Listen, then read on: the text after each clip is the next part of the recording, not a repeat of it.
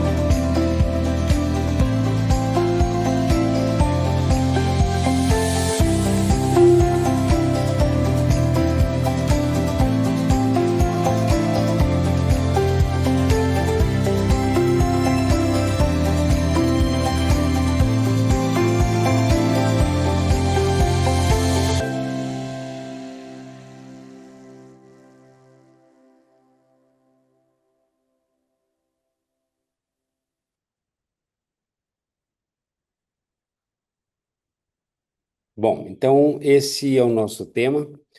Design Thinking e inovação, ferramentas para criar, transformar e crescer. Eu quero deixar vocês bem à vontade, se quiserem interromper e perguntar alguma coisa no meio da minha apresentação, não tem nenhum problema, eu prefiro que seja assim. Então, por favor, podem, assim que desejarem, trazer qualquer questão aí. Vamos lá. Eu me pediram para fazer uma apresentação, vou fazer um breve resumo aqui do meu currículo. Meu nome é Alexandre de Araújo Castro. Minha formação acadêmica, eu tenho mestrado profissional em administração de empresas, com ênfase em empreendedorismo e inovação. Eu tenho MBA em gestão empresarial pela Fundação No Cabral, tenho formação para conselheiro de administração, sou engenheiro civil, formado pela Universidade Federal de Minas Gerais, e tenho vários cursos de extensão nesses temas sempre relacionados com inovação, empreendedorismo, intraempreendedorismo, design thinking, metodologias ágeis de desenvolvimento de produtos, de modelagem de negócios. Tenho alguns treinamentos em algumas universidades importantes, como a Babson College, como a Universidade da Califórnia, o MIT, e sou instrutor credenciado pelas Nações Unidas para ministrar o treinamento Empretec das Nações Unidas. É um programa para desenvolver comportamento empreendedor em gestores, em empresários, para desenvolver nas pessoas comportamentos observados em empreendedores de sucesso. Trabalho com esse programa há mais de 30 anos. Bom, o meu histórico profissional, a minha atividade profissional se deu toda como empresário. Eu não tive a oportunidade de trabalhar em uma empresa que eu não fosse acionista. Então, jamais tive a oportunidade de ter um emprego, isso apesar de não ter nenhuma referência empreendedora na família. Muito pelo contrário, eu sou filho de dois funcionários públicos, mas surgiu uma oportunidade aos 17 anos, e aí eu fui emancipado pelo meu pai para fazer parte do primeiro negócio como empresário. E depois, por opção, eu segui esse caminho. Tive vários negócios. O mais longevo foi uma construtora que eu montei no quarto ano de engenharia e mantive por 30 anos. E outros negócios também. Bom, Sempre atuei em entidades de classe, fui diretor de entidade de classe, fui fundador de um sindicato patronal. Como disse, há 30 anos atuo como instrutor e consultor, sempre nesses temas relacionados a empreendedorismo, inovação, estratégia, gestão. Sou professor associado da Fundação Dom Cabral, atuo também dando aula nesses temas acima. Tenho alguns artigos publicados em conferências e congressos nacionais, interamericanos, Congresso Mundial. Recebi alguns prêmios como empresário, 4 prêmios por excelência empresarial. Com o trabalho acadêmico do meu mestrado, eu fui vencedor estadual e depois nacional do prêmio da ABRH, Associação Brasileira de Recursos Humanos, como uma iniciativa para desenvolver pessoas dentro das organizações. E fui convidado a participar do Prêmio Interamericano, que reúne todos os países latinos aí, e venci também em primeiro lugar com esse mesmo trabalho. Então, esse é um pouco do resumo da minha história acadêmica e da minha história profissional. Bem, vamos entrar então na nossa conversa. Eu gostaria de discutir com vocês, deixar bem claro como é o processo convencional para se desenvolver soluções. Quando eu falo em desenvolver soluções, eu me refiro a produtos, a desenvolver um novo serviço, a montar um novo negócio. Existe um modelo que é um modelo tradicional, é um modelo convencional e que até hoje grandes empresas e os pequenos negócios principalmente adotam esse modelo, que não é um modelo tão adequado assim, porque ele envolve muito risco e ele não é muito assertivo. Como funciona esse modelo? É assim, eu quero trazer para vocês aqui uma entrevista que saiu na revista Exame há alguns anos atrás, há bastante anos atrás, mas ela indica muito essa realidade e eu gostaria de compartilhar com vocês. Foram algumas perguntas feitas para o presidente da divisão de eletrônicos de consumo da Philips, na área de televisão, de eletrodomésticos, então foi uma entrevista direcionada para ele.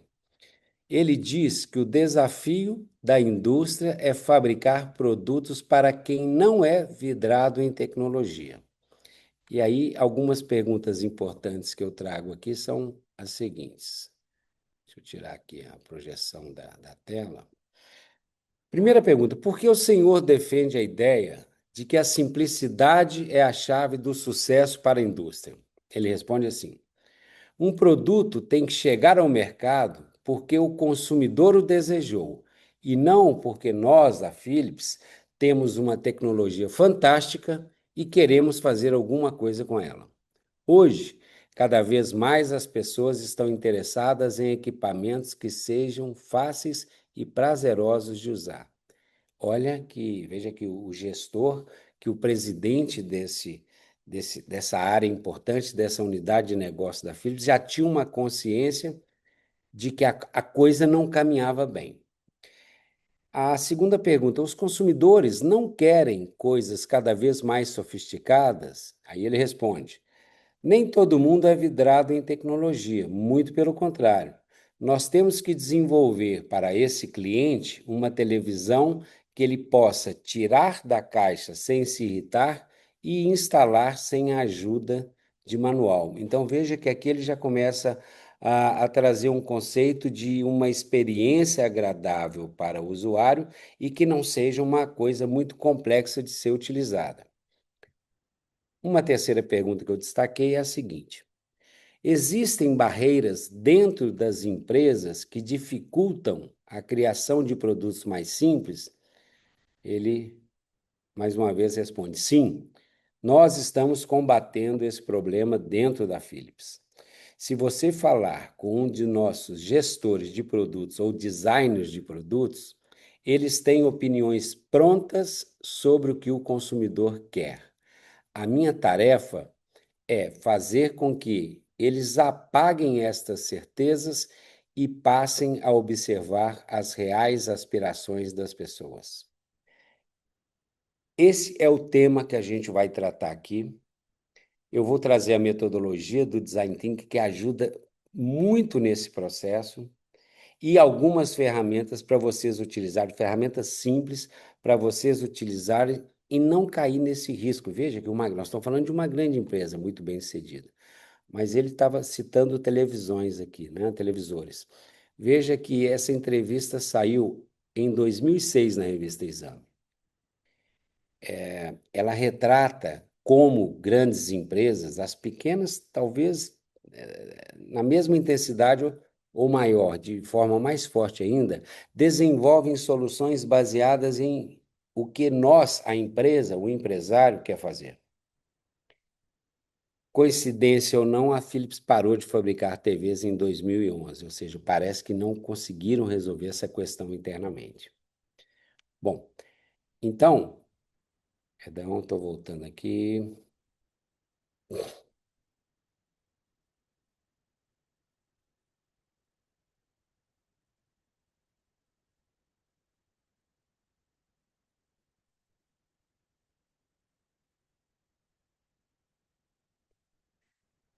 Olha o que acontece, e todos nós temos essa experiência. Você tem um controle desse multifuncional que, na verdade, você utiliza quase nada, né? Exemplificando o que ele estava dizendo aí. Nós temos muito conhecimento, temos muita tecnologia, temos especialistas, técnicos, cientistas, e queremos colocar em um produto toda essa maravilha tecnológica que nós temos. E acaba que todos nós sabemos que a utilização disso é muito pouca. Isso gera, então, um custo sem um benefício. Acontece que quando você desenvolve um controle remoto de uma televisão, de um aparelho com uma complexidade dessa, você vai ter como usuário ou usuários, crianças ou pessoas que já estão acostumadas aí com controles complexos, com tecnologia, que até gostam disso aí, mas esse produto também vai ser utilizado por pessoas que não têm nenhuma afinidade, que não gostam de aparatos muito complexos, tecnológicos, como idosos, e como pessoas que não têm realmente nenhum gosto por isso, e aí você acaba tendo um problema, e muitas vezes uma solução que é comprada, que é complexa, o usuário acaba fazendo isso aí. Então, veja, deixa aqui o liga, desliga, o volume, o mute e aqui os controles de canais. Isso é uma realidade.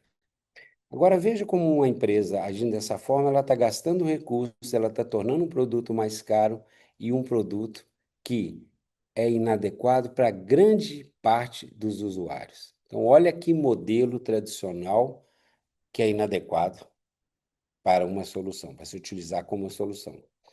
Quero trazer um outro caso aqui para vocês, que é o caso de um amigo, perdão, é o caso de um amigo que eu tenho que desenvolve produtos de ergonomia profissional no Chile. E ele trabalha muito com a área médica. Então, ele descobriu nos Estados Unidos um tapete, que é algo como esse aqui, que é um tapete que ajuda o cirurgião, principalmente, né? Porque os cirurgiões ficam, às vezes, 1 hora, 2, 3, 4, 5, dependendo, às vezes até mais, 10 horas, em uma posição numa mesa de cirurgia, e muitos já são mais com a idade mais avançada, então a lombar acaba sofrendo muito num processo desse. E ele descobriu nos Estados Unidos um tapete que ajuda a compensar esse esforço e aliviar esse desconforto ou o cansaço que o cirurgião tem. E aí ele resolveu, então, desenvolver esse produto lá no Chile. Ele desenvolveu o produto, levou para vários médicos cirurgiões experimentarem o produto e todos eles gostaram. Entretanto, ele não conseguiu vender o produto para os hospitais chilenos. Ele não conseguiu vender. Aí eu pergunto a vocês: alguém tem ideia, pode me dizer aí, pode abrir seu microfone, por favor, e me dizer por que ele não conseguiu vender esse tapete para os hospitais chilenos? Quem pode aí chutar uma possibilidade?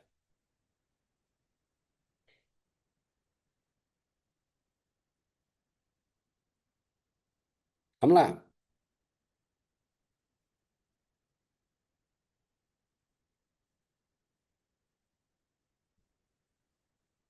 Ninguém? Bom, vou levar aqui então, eu vou trazer para vocês aqui o real motivo. O que aconteceu foi o seguinte: esse tapete teve uma ótima aceitação dos profissionais, mas esse tapete, depois que é utilizado em uma sala de cirurgia, ele tem que ir para a desinfecção. E os aparelhos de desinfecção utilizados nos hospitais chilenos não eram compatíveis com a matéria-prima e com o tamanho desses tapetes. Então veja o que aconteceu. Ele desenvolveu um produto focando apenas um grupo de usuários, no caso os cirurgiões, mas esqueceu de avaliar que esse tapete passava em outras mãos também. Ele deveria ter avaliado o pessoal da desinfecção, ou seja, o produto é inadequado para outros envolvidos, para outros usuários, então não conseguiu lançar no mercado. Depois teve que fazer os ajustes necessários. Bem, então veja que esse modelo tradicional de desenvolver soluções, ele tem uma característica que é essa que eu falei mais cedo. É um processo centrado em nós o fabricante, nós o prestador de serviço, nós a empresa. É a construção de negócios centrados na empresa. O que nós queremos vender para os clientes, qual a proposta de valor que nós vamos entregar para os clientes, ou seja, quais os benefícios nós vamos colocar em uma televisão, em um serviço, quais relações nós queremos estabelecer com os clientes e como nós vamos ganhar dinheiro com nossos clientes. Esse modelo não funciona. Esse modelo só funciona quando você não tem concorrência, competição, porque aí você não tem alguém que vai desenvolver uma solução pensando mais nos usuários do que naquilo que a empresa deseja fazer. Vamos além. Então, o que faltou nesses dois casos que eu apresentei, tanto da Philips, o exemplo do controle remoto, e desse meu amigo? Faltou um processo centrado em todos os usuários, em todos os envolvidos na utilização do produto.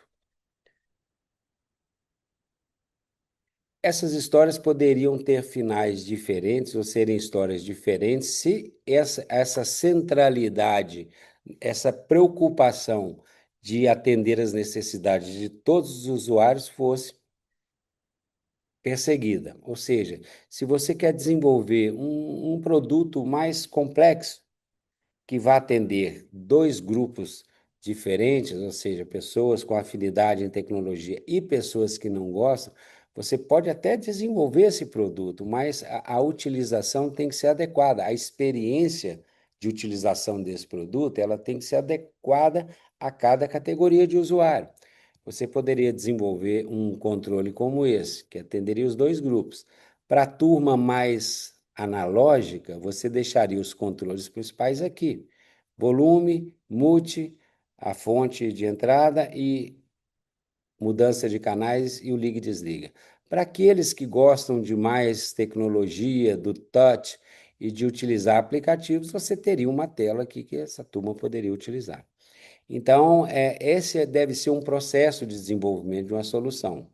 Se o meu amigo, além de pesquisar os cirurgiões, também pesquisasse todos os outros envolvidos no manuseio, na utilização dos tapetes, certamente ele teria tido sucesso de vendas aí, o que não aconteceu. Ou seja, há um desperdício de tempo, de iniciativa, de dinheiro, para depois ter que se buscar o caminho correto. Não, não deve ser, não devemos utilizar esse modelo convencional. E envolver todos os usuários é muito importante. Saiu uma charge aqui numa revista americana que ilustra bem, de forma engraçada, esse processo, não é? Esse mobile que se compra aqui para as crianças, para o berço, para o neném, é algo que é claro que tem que agradar os pais. Então, o fabricante ele tem que desenvolver algo que, que agrade aos pais, mas ele também deve ser algo que agrade ao bebê. E veja que essa preocupação não existe, porque do ponto de vista do bebê, o que ele enxerga é isso aí. Infelizmente, ele não tem como manifestar, mas é uma sátira esse processo. Você tem o usuário principal, você tem aquele que compra, que também tem que ter suas necessidades atendidas, mas você desconsidera uma parte, assim como acontece com a Philips, aconteceu com a Philips e aconteceu com o meu amigo lá no Chile. Então, essa é a questão. Para isso, eu vou trazer, então, uma metodologia que é o Design Thinking, que ajuda exatamente a desenvolver produtos mais assertivos, porque trabalha fortemente a identificação das necessidades de todos os usuários e desenvolvimento de produtos para atender todas essas necessidades. Isso é um processo que já está aí há mais de 30 anos, principalmente nos Estados Unidos. Muitas empresas no Brasil utilizam, mas infelizmente a grande maioria vai no desenvolvimento do processo convencional.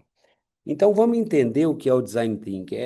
A gente falar aqui 1 hora e meia, mais umas perguntas, de gastar aqui um tempo de 2 horas para falar sobre design thinking é um tempo muito resumido, mas eu preparei aqui as ideias centrais, os fundamentos principais e algumas ferramentas simples que você pode utilizar quando quiser.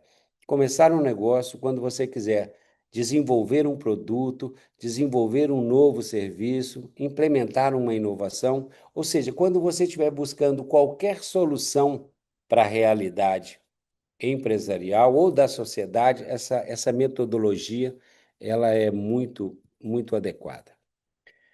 Bom, os conceitos que eu vou trazer aqui, existem algumas escolas que trabalham design thinking com algumas diferenças. A ideia central geralmente é a mesma.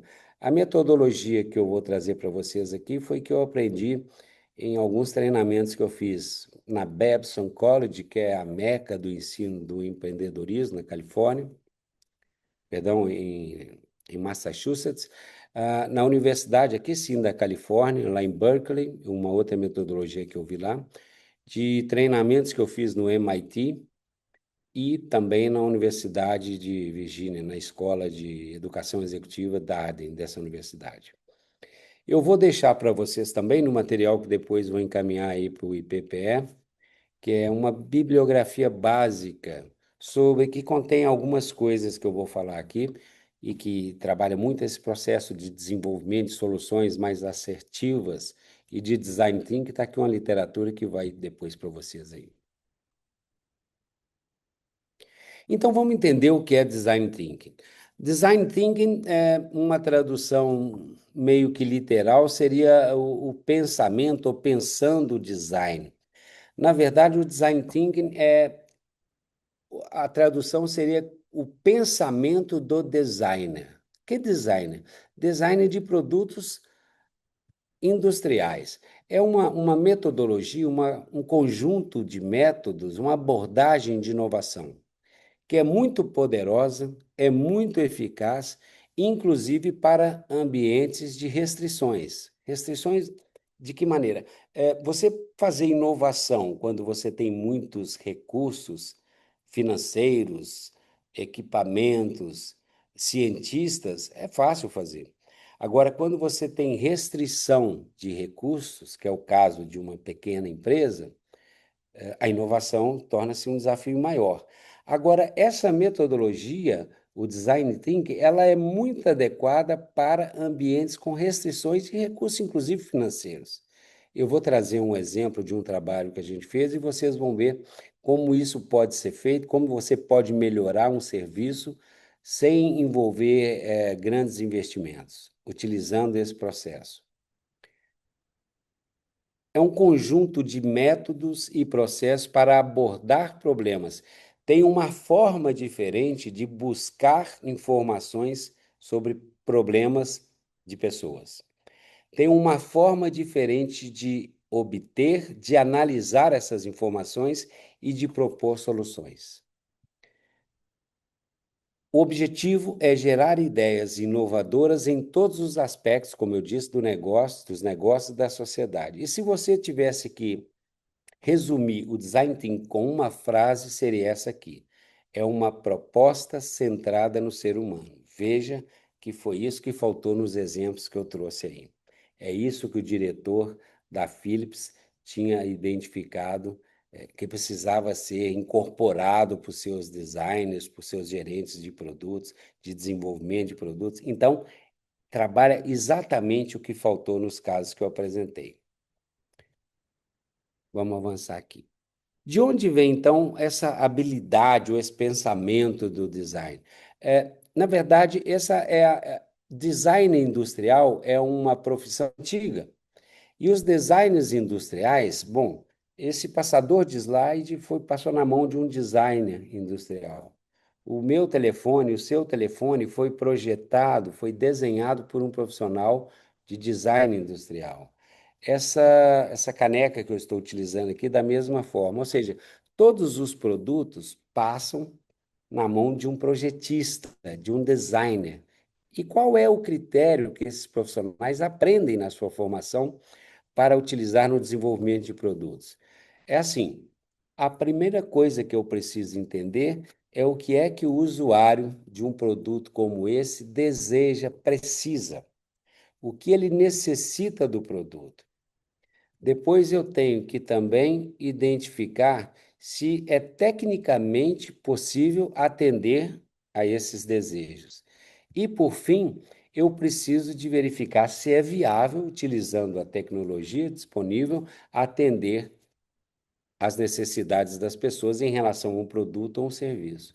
Os designers, a habilidade de um design industrial é trabalhar nessa interseção, é atender necessidades com uma tecnologia disponível, trazendo retorno para os negócios. É aí que se trabalha. Essa metodologia que sempre existiu passou a ser utilizada há alguns anos para desenvolver soluções para todos os problemas da sociedade e principalmente das empresas. E é isso que a gente vai conhecer agora, os fundamentos do Design Thinking. Tem alguns pilares que o Design Thinking utiliza. O primeiro e maior, eu já disse aqui, é um processo centrado no ser humano, em todos os usuários, em todos os envolvidos no contexto de uma solução. Mas tem alguns pilares específicos. Primeiro, para eu desenvolver uma solução assertiva, adequada, eu tenho que mergulhar na realidade de todos os envolvidos, do cirurgião, do pessoal que faz a desinfecção de um tapete, eu tenho que mergulhar na realidade. Mergulhar significa pular de cabeça e ir a fundo. Significa eu participar, eu conhecer o dia a dia, conhecer todos os problemas, todas as dificuldades de forma bem profunda. Eu vou exemplificar isso. Um segundo fundamento do design thinking é a cocriação. Cocriação com esses usuários. Veja, se eu estou querendo desenvolver um negócio, seja uma lanchonete ou um produto como um passador de slide, existe um público-alvo, existe um potencial cliente que eu desejo atender. A melhor forma de eu formatar um lanchonete ou de projetar um passador de slide é eu envolver o usuário de um passador de slide e os futuros usuários dessa lanchonete na concepção desse produto e desse negócio. Então, o design thinking ele envolve a cocriação, cocriar com os usuários. Isso aumenta as chances de acertos. Um terceiro pilar é trabalhar com equipe multidisciplinar, a equipe de desenvolvimento de problemas, de soluções para os problemas, a equipe que vai buscar informações deve ser uma equipe multidisciplinar. O que é uma equipe multidisciplinar? Pessoas de áreas de conhecimentos e formações diferentes. Eu vou trabalhar com alguém de marketing, alguém de engenharia, alguém de um psicólogo que conhece comportamentos, entende de comportamento humano. Eu vou trabalhar com alguém que entende de biologia.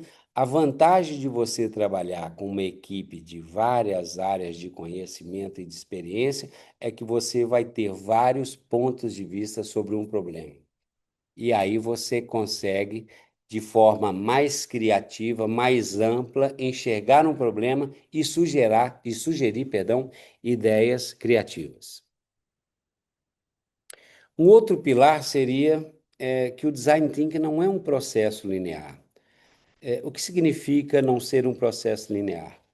Um processo linear é quando eu tenho um ponto de saída e um objetivo. O design thinking ele é exploratório. Você está buscando uma solução e tem um caminho previsto. No meio desse caminho, você vai explorando oportunidades e outras coisas que aparecem. E pode ser que você tome um outro rumo e desenvolva uma solução totalmente diferente. Eu também vou exemplificar. Eu vou exemplificar todos esses pilares aqui. E tem um fundamento muito importante do design thinking, que você, quando desenvolve uma solução, você não desenvolve e aplica. Você precisa de validar esta solução. E a melhor forma de validar uma solução é fazendo uma prova, um protótipo, um experimento que você gaste pouco tempo e pouco dinheiro para provar. A ideia é fazer um teste gastando muito pouco tempo, bem rudimentar, gastando muito pouco tempo e muito pouco dinheiro, para você testar se aquilo que você colocou de atributos nesta solução realmente é aprovado pelos usuários. Esse teste envolve a interação com os futuros clientes ou com todos os usuários do produto ou do serviço. Tem uma vantagem muito grande nisso aí. Porque se você desenvolve uma solução, um protótipo de uma solução, e encontra uma maneira de testar todas as funcionalidades, tamanho, cor, peso, bateria ou pilha recarregável, se você testa esse protótipo antes de desenvolver, forma e de mandar forjar aqui a carcaça e tudo, se você estiver equivocado, o cliente vai te ajudar a encontrar os pontos de melhoria ou até de descartar a solução. Mas aí você perdeu pouco tempo e pouco dinheiro. Então, esse é um conceito central desse processo. E a gente vai ver como faz isso. Então, vamos ver aqui alguns exemplos. Primeiro, de como fazer um experimento rápido e barato. Eu quero trazer um caso aqui real que aconteceu nos Estados Unidos. Uma pessoa de uma cidade média americana queria comprar um tênis dessa marca Airwalk em sua cidade. E ele não encontrou nenhuma loja que tivesse o modelo que ele queria. Aí ele foi à internet, tentar encontrar na internet o modelo que ele queria. Também não encontrou. Aí surgiu uma grande ideia. Poxa, isso deve acontecer com muitas pessoas. A pessoa quer um calçado de um modelo específico, de um tamanho específico, de uma cor, ou seja, uma variedade ampla, você não encontra em uma loja e nem em uma loja na internet na época. E aí veio a grande ideia: eu vou montar uma loja virtual para vender calçados. Se você tem uma ideia de negócio, montar uma loja de calçados virtual, vender calçados pela internet, e segue o modelo convencional de desenvolvimento de negócios, vai numa escola tradicional, os professores vão falar para você fazer o seguinte: você deve fazer uma pesquisa, entreviste as pessoas perguntando se elas comprariam sapato pela internet, se elas estariam dispostos a pagar qual preço, qual tipo de calçado, variedade que seria. Ou seja, você faz uma grande pesquisa, contrata uma grande pesquisa, depois você utiliza os resultados dessa pesquisa, vai para uma planilha, lança projeções de vendas, que vão gerar projeções de custos. Se isso gerar uma viabilidade econômico-financeira, aí você vai então preparar esse plano de negócios e seguir depois esse plano. Agora veja, vender sapato pela internet com uma ampla variedade significa alugar um centro muito grande de estoque, com toda a logística aí de recebimento, de estocagem, de prateleiras, gastar uma fortuna em variedade de cores, de tamanhos, de marcas, de modelos, e depois colocar isso para vender, para ver se a coisa vai ser aceita. Mas veja, Quando esse empreendedor teve essa ideia, não se vendia calçado pela internet. E ele precisava de saber se a pessoa ia comprar o sapato pela internet, porque uma coisa é dizer que vai comprar, outra coisa é comprar, outra coisa é receber um calçado e não gostar. Você vê uma fotografia, quando coloca no pé, não gosta, aí como é que faz? Devolve? Quem paga o frete? Ou seja, existem muitas dúvidas e coisas que você precisa de validar. Agora, se você faz todo um investimento desse altíssimo e a coisa não funciona, você perdeu muito tempo e muito dinheiro. E o conceito de design thinking não é esse. Gaste pouco tempo e pouco dinheiro. Faça um experimento rápido e barato para validar os atributos do produto, para validar os principais pontos da sua ideia junto aos usuários. E assim ele fez. O que ele fez? Ele, em vez de fazer tudo isso aí, em vez de fazer um plano de negócio, ele precisava de validar se as pessoas iam comprar pela internet e como ia ser esse processo de entrega, de logística ou de devolução. E aí ele procurou alguns lojistas da sua cidade e propôs para eles o seguinte: ó, me permita tirar as fotos dos calçados que você tem. Vamos negociar uma condição de preços aqui. Eu vou postar essas fotos desses calçados com os preços que eu vou colocar na internet. Se alguém interessar e fizer um pedido, eu venho aqui no preço que a gente está acertando, compro o sapato e vou entregar, postar pelos correios para essas pessoas. E assim ele fez. Ele não fez nenhum investimento, ele só fez o investimento de tirar fotografia, não comprou nada de estoque e colocou em uma página na internet. E aí ele aprendeu que as pessoas compram calçados pela internet, mas eu tenho que pagar a devolução, o retorno, se o cliente não gostar, para enviar uma outra opção. Ou seja, ele validou como deveria ser o processo e, inclusive, a ideia de que é viável vender sapato pela internet. Eu, particularmente, até hoje eu acho isso uma dificuldade muito grande. Eu vejo na vitrine um tênis que gosto, coloco no pé a coisa. Eu acho que todo mundo passa por isso. Ele precisava de validar e validou. E aí depois ele foi fazer o investimento. O final da história é que assim ele criou a Zappos. A Zappos foi uma empresa tão bem sucedida que destacou tanto e cresceu muito nessa venda de calçados pela internet, que ela foi vendida para a Amazon por 1,2 bilhões de dólares. Agora veja como a coisa começou. Bem, vamos ver aqui um outro exemplo de outros pilares. Um processo não linear e, novamente, um experimento rápido e barato. É preciso que você fixe isso.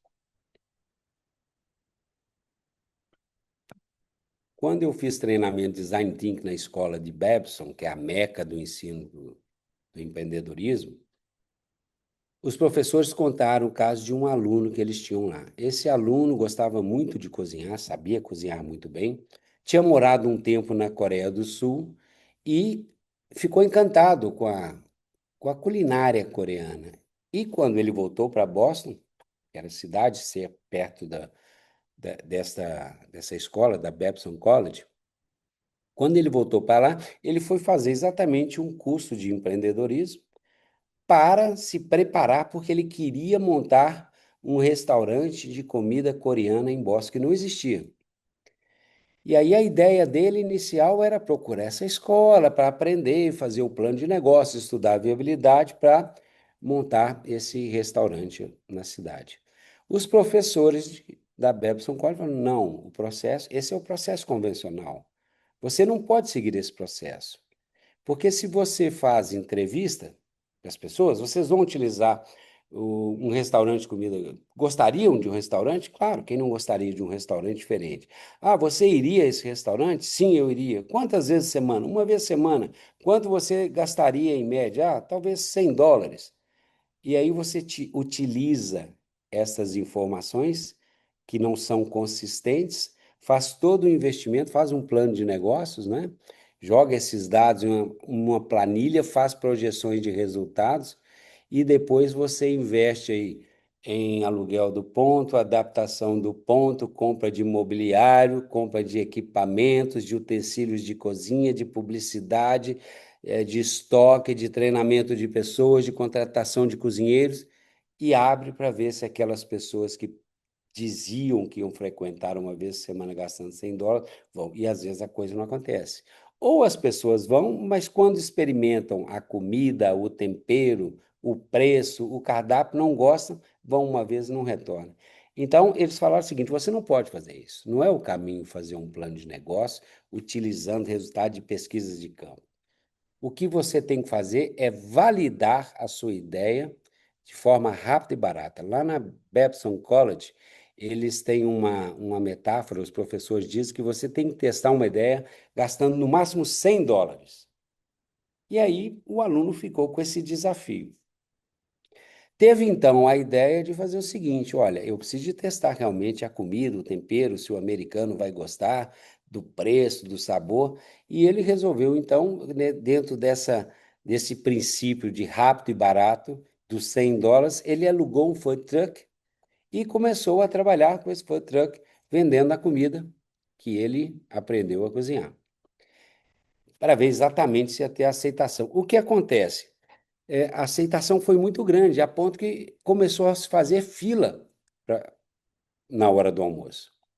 Acontece que a gente sabe que a fila para o americano na hora do almoço, isso é um pecado, né? Não pode. O conceito é o fast food, ele tem só uma hora de almoço, porque sai mais cedo para buscar os filhos na escola. Então, não pode ter fila, porque senão ele perde o tempo dele ali de almoçar. Ele, para não perder esses clientes que estavam na fila, ele teve uma ideia de desenvolver um chip, um salgadinho para distribuir na fila. O que aconteceu? Começou a ter mais fila e muitas pessoas querendo esse salgado, querendo esse chip. Então, olha o que é um experimento rápido e barato, mas agora veja o exemplo de um processo não linear. Eu estava tentando validar tempero, comida, preço, sabor, quando no meio dessa exploração eu descubro acidentalmente que eu desenvolvi um produto que está gerando muita demanda. Ele esqueceu a história do restaurante, ele industrializou esse chip, começou a vender para pequenos mercados e supermercados dos Estados Unidos e depois, lá na frente, vendeu esse negócio por alguns milhões de dólares. Então, veja como é um processo de experimento, mas também um processo exploratório que você vai encontrando novas oportunidades. Vamos ver mais um exemplo aqui de mergulho a fundo na realidade do usuário. Essa é uma minivan chamada Siena, da Toyota. Em 2004, a Toyota queria repaginar esse carro. E para isso ela trouxe um chefe de desenvolvimento de projeto japonês, que não conhecia o mercado americano. O chefe de desenvolvimento de projeto, ele é responsável desde pela pesquisa para a concepção de design, de funcionalidade, de tudo, de um automóvel, até a produção. E ele veio trazendo da Toyota esse conceito de veja com seus próprios olhos. E aí veja o que ele fez para mergulhar na realidade do usuário. Ele alugou uma minivan do principal concorrente da Siena, da Toyota, já alugou o carro do concorrente para conhecer bem seu concorrente, pegou uma equipe multidisciplinar e ele circulou pelos 50 estados americanos, pelas 13 províncias canadenses e por todas as regiões do México, que é onde esse produto, esse carro era vendido. Ele utilizou esse carro conversando com todos os usuários que encontrava e experimentando em todos os tipos de piso. Olha o que é mergulho na realidade. Ele rodou 85 mil quilômetros.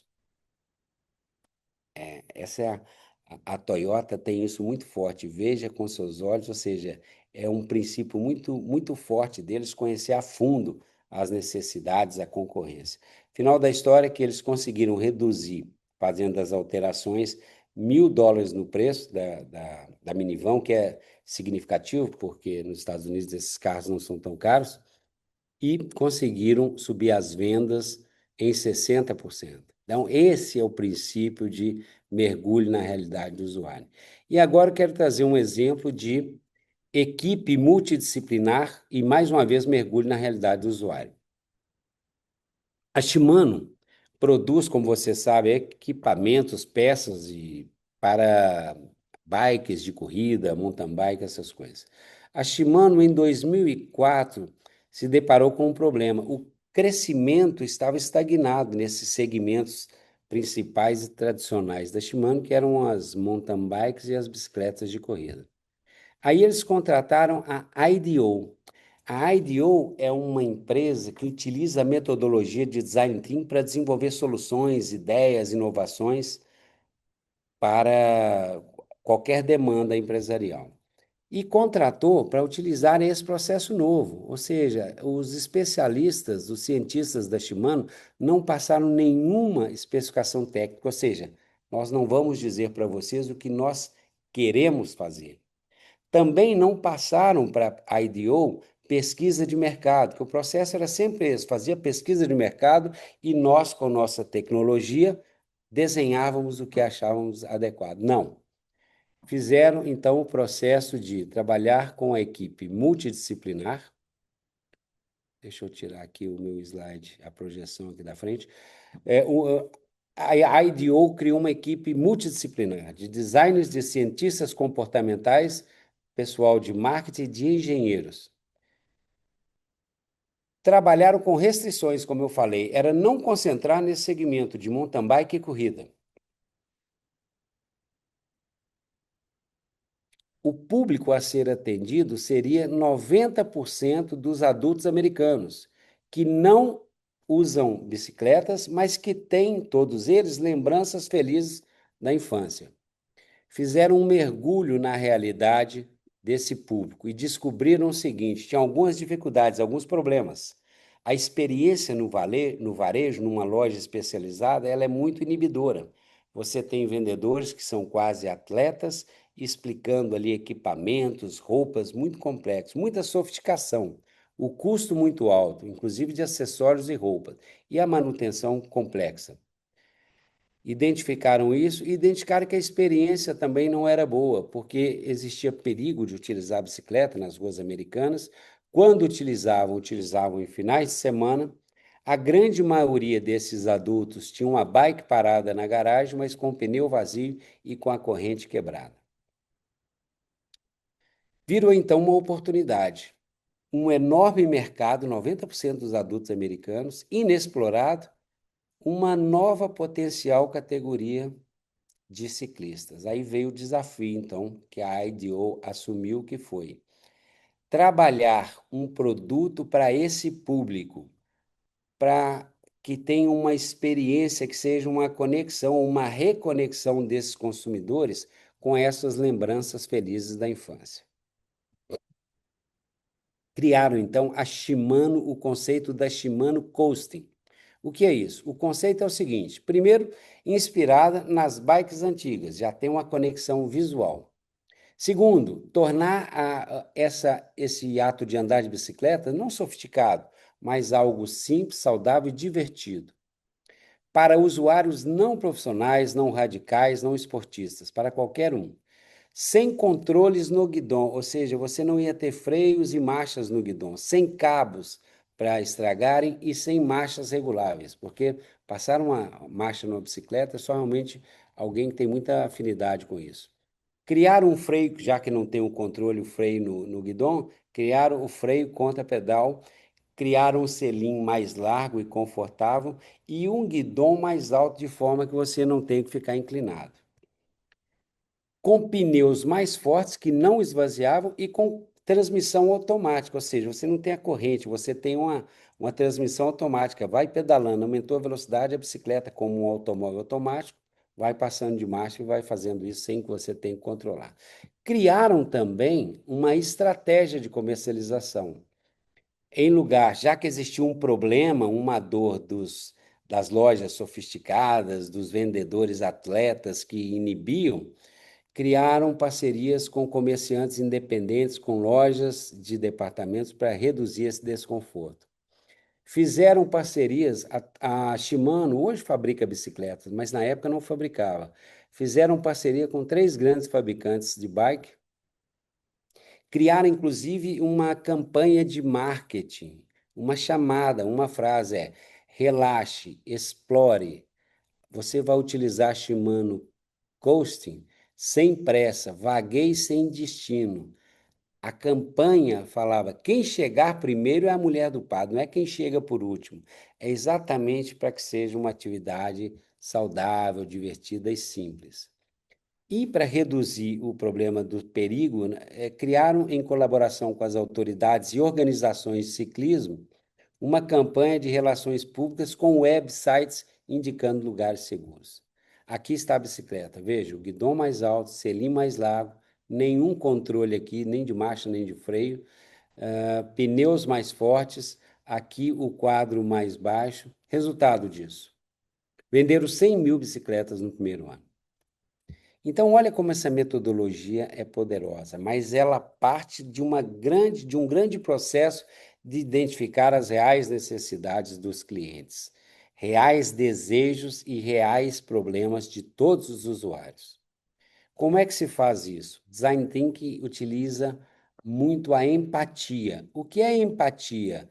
É eu entender os usuários para poder atender. Como é que funciona isso? Empatia é um conceito que trabalha assim. É a capacidade de você sentir o que sente a outra pessoa, de tentar compreender as emoções e sentimentos do outro, procurando experimentar de forma objetiva e racional o que sente o outro.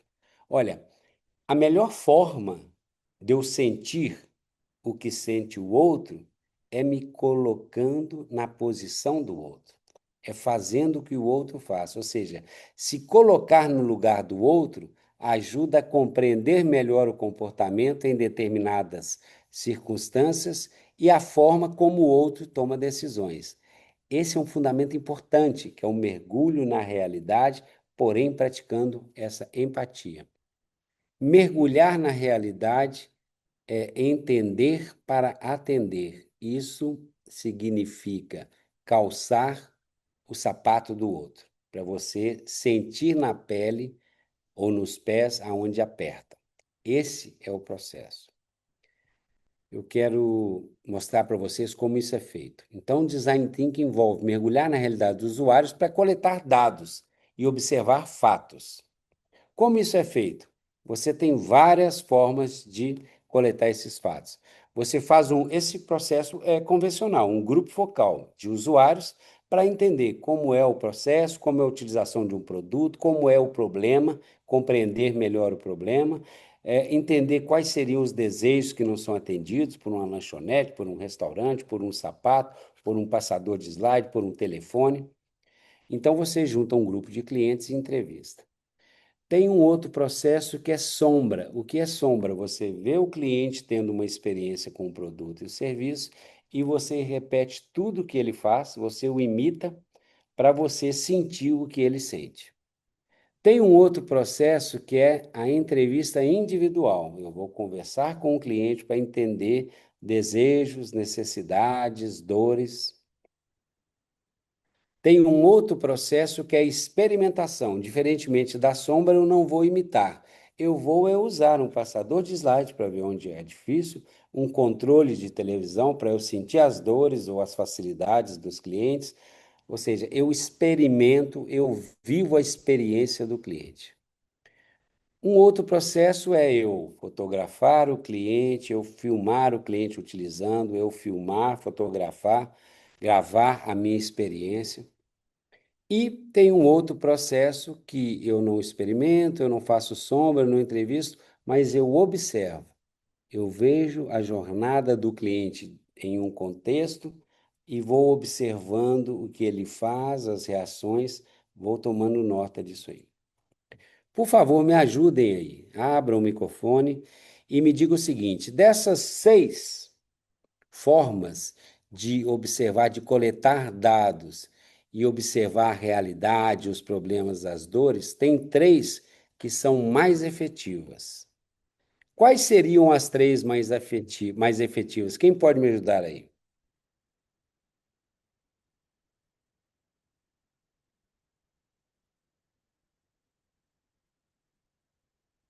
Pode arriscar, por favor.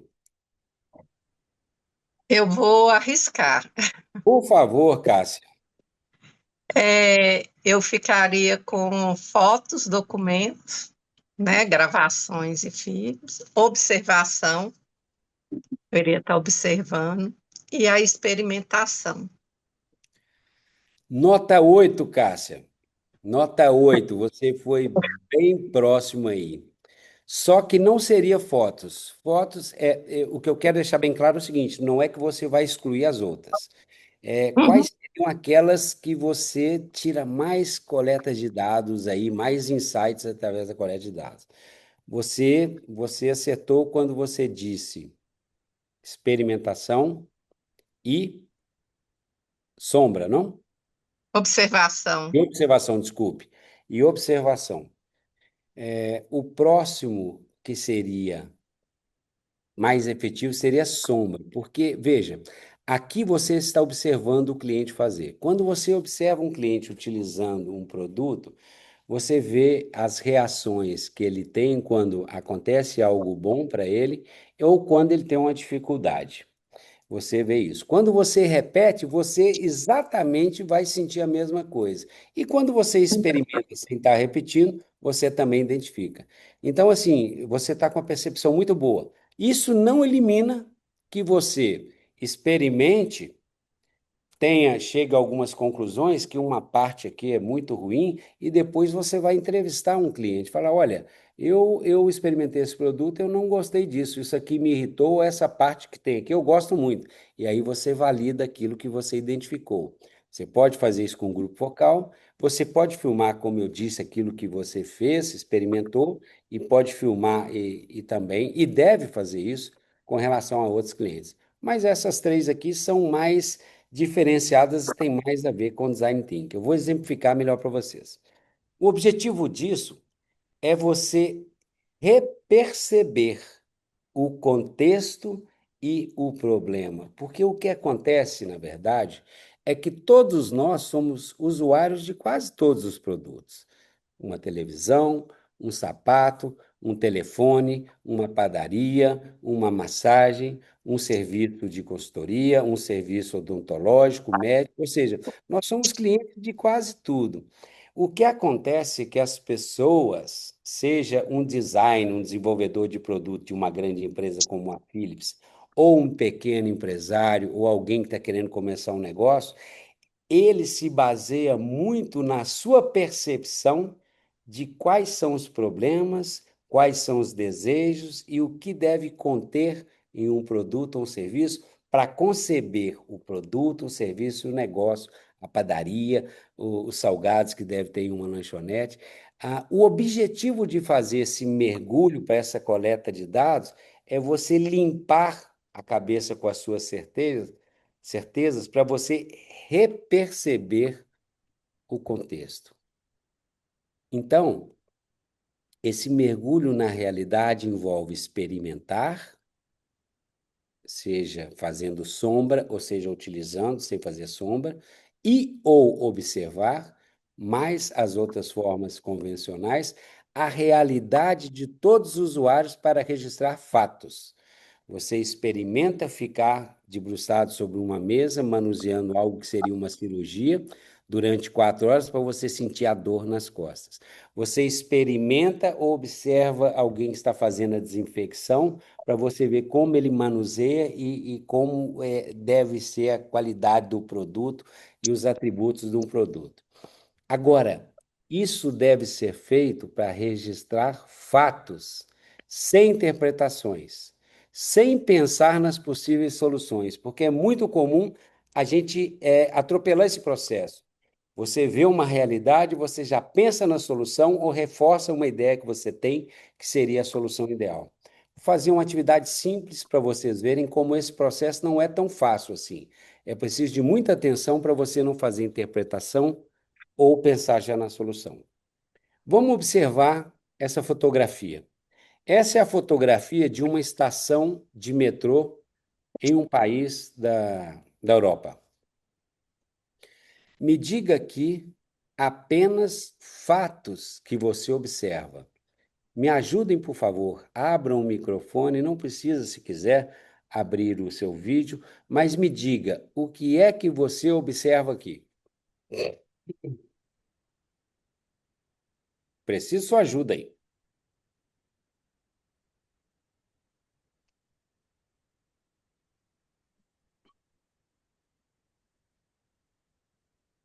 O que é que você observa aí nessa fotografia?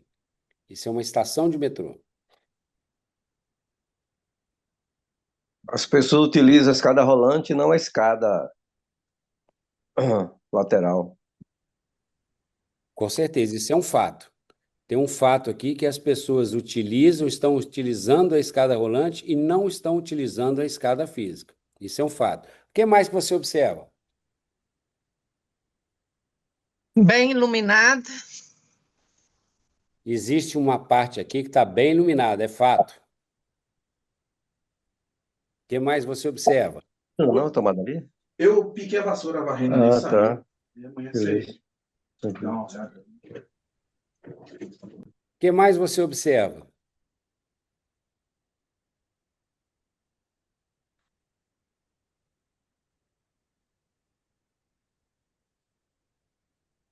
Pergunta: por que as pessoas estão utilizando a escada rolante?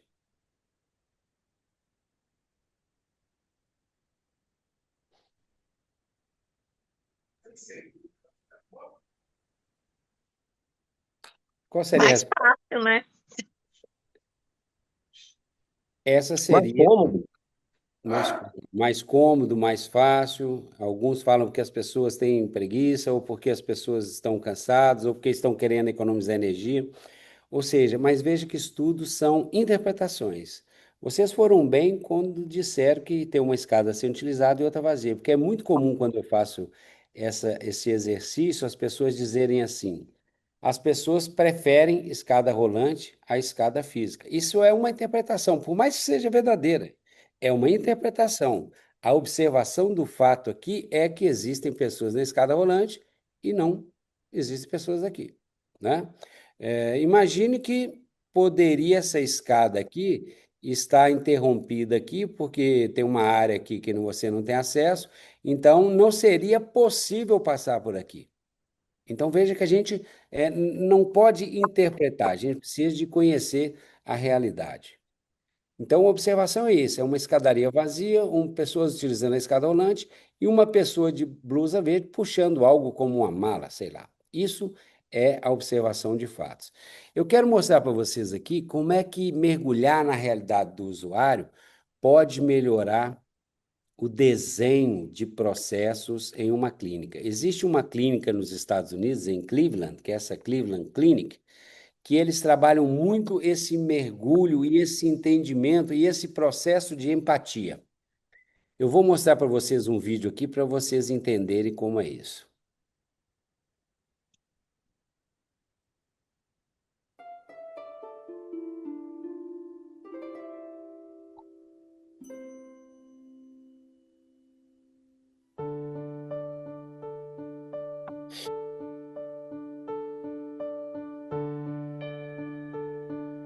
Entender o que está passando com uma pessoa doente. Estava ansioso, aguardando o resultado da cirurgia da esposa.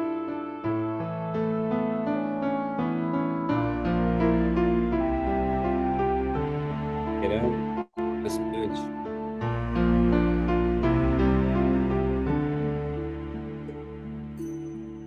Imagina o filho respirando na UTI com a ajuda de aparelhos.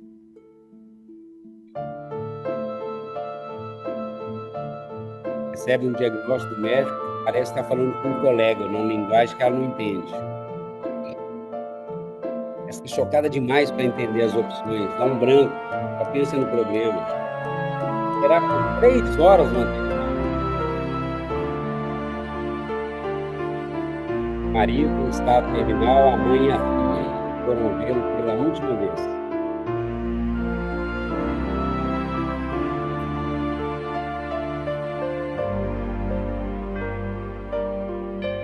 Ela celebrando, aquele casal celebrando 5 anos.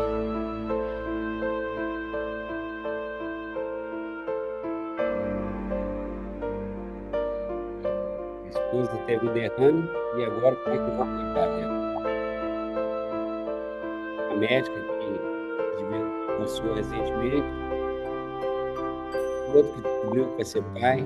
Veja o universo que existe dentro de um hospital. A filha vai casar e ele não vai conseguir estar presente.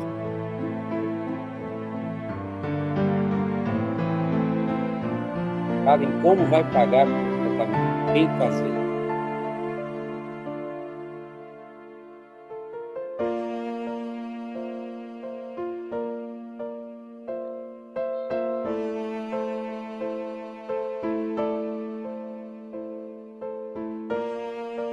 Depois de casa.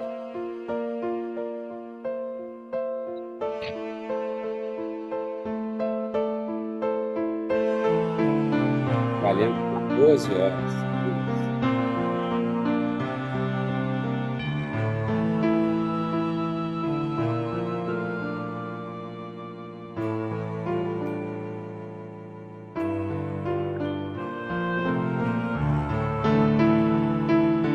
Precoce.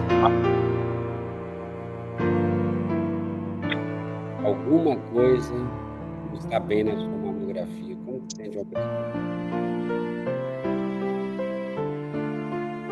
Aí é quando você assina um documento, não vai fazer mais tratamento, vai ressuscitar, vai estar bem.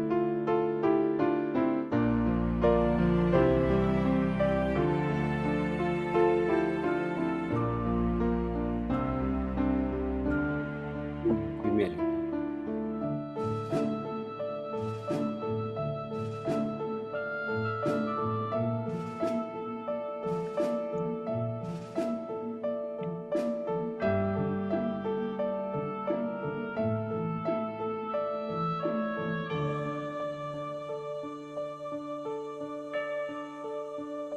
Se pudesse colocar no lugar do outro,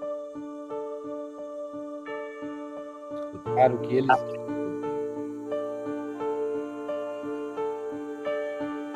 ver o que eles veem, se eles calçaram, os calçados,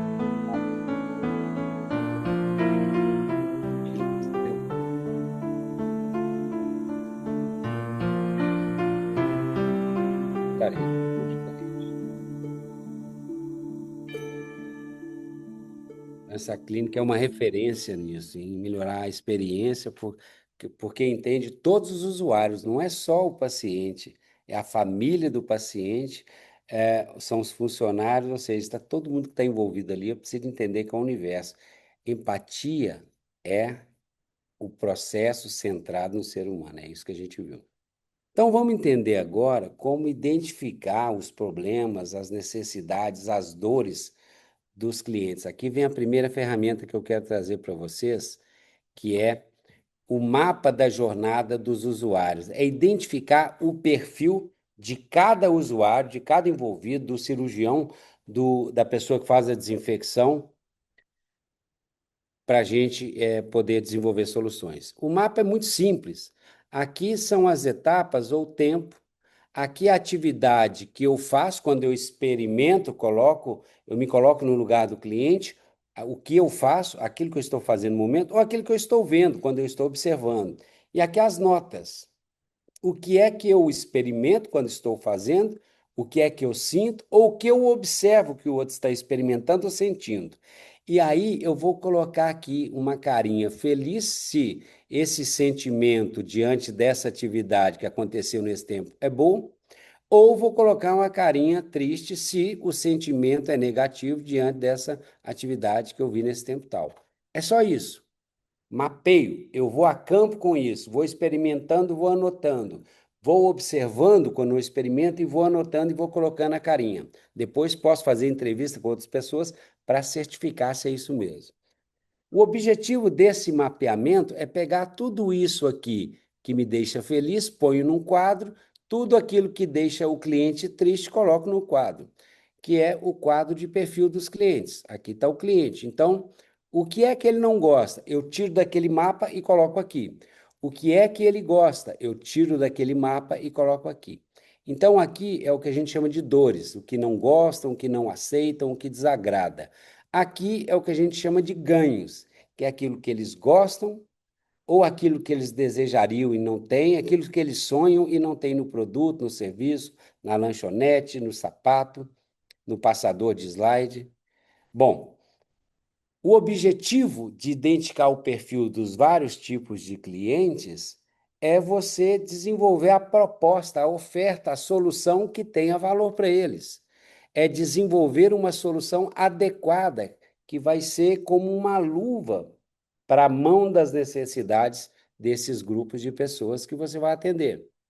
Então, a proposta de valor tem aqui o que a gente chama de analgésico. O cliente não tem algumas dores, eu vou anular essas dores com alguns atributos do meu produto, ou do meu atendimento, ou do meu serviço.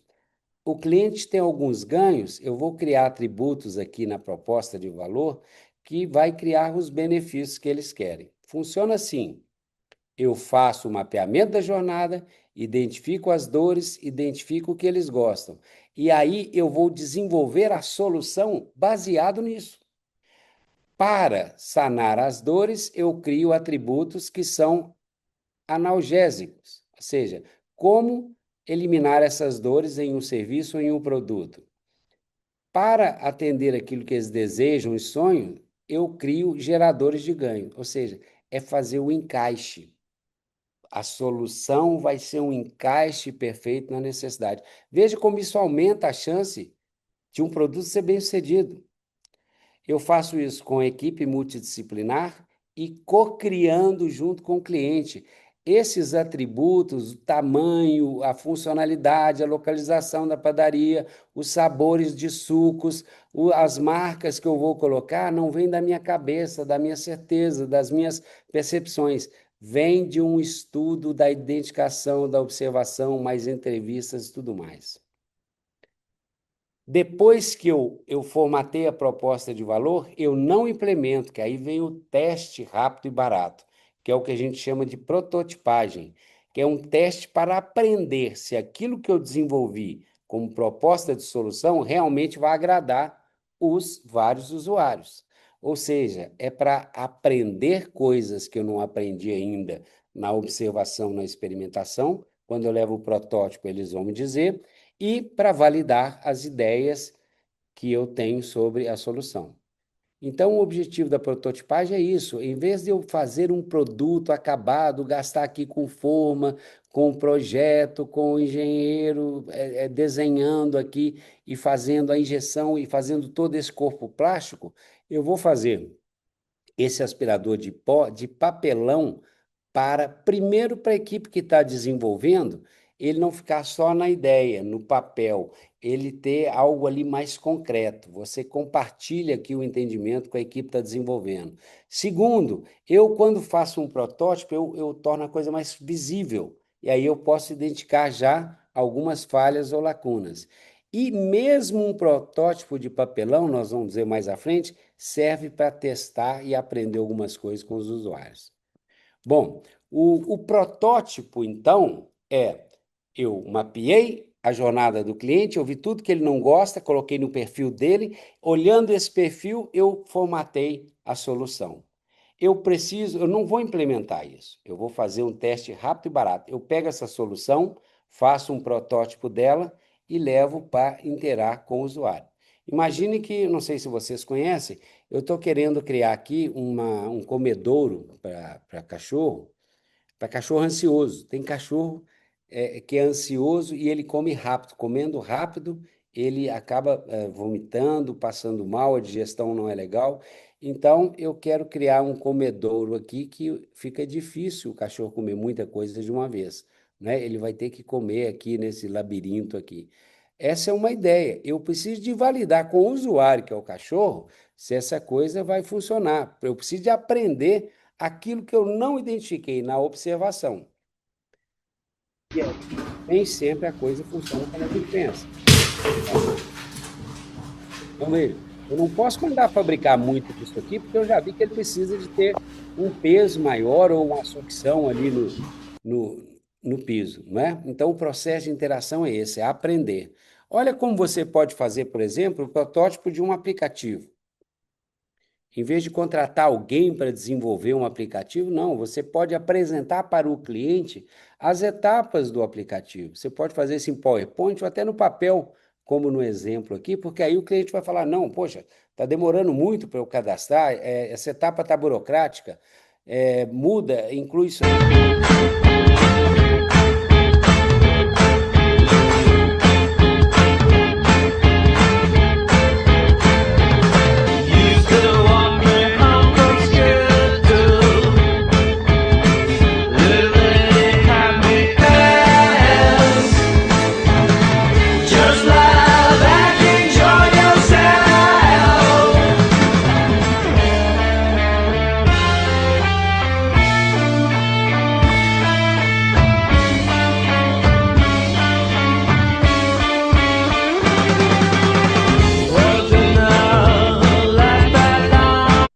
Então veja como esse processo ajuda e serve para você levar para o cliente. Você não vai gastar com um desenvolvedor, um analista, com alguém que desenvolve aplicativo para levar lá e depois ter que mudar muito, você vai gastar mais dinheiro.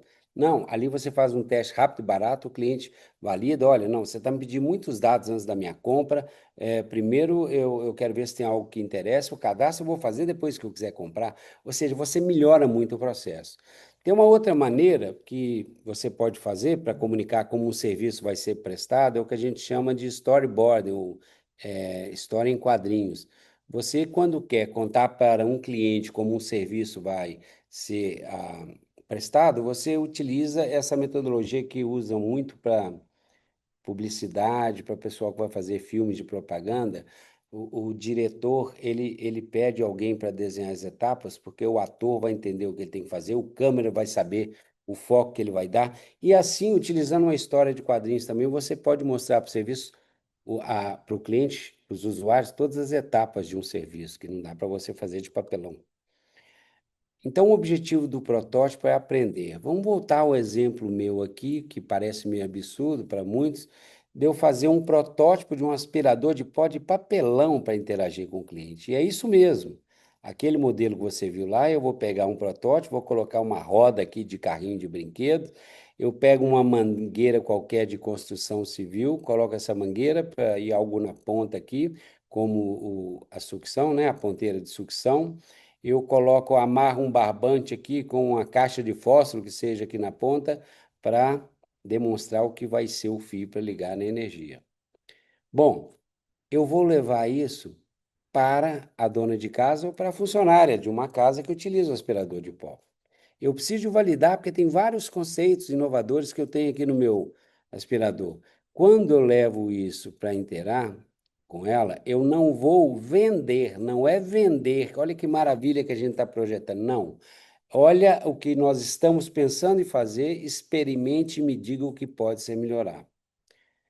E aí a gente vai ter um feedback. Veja o seguinte, com um aspirador desse dá para validar várias coisas. Primeiro, o tamanho e a forma.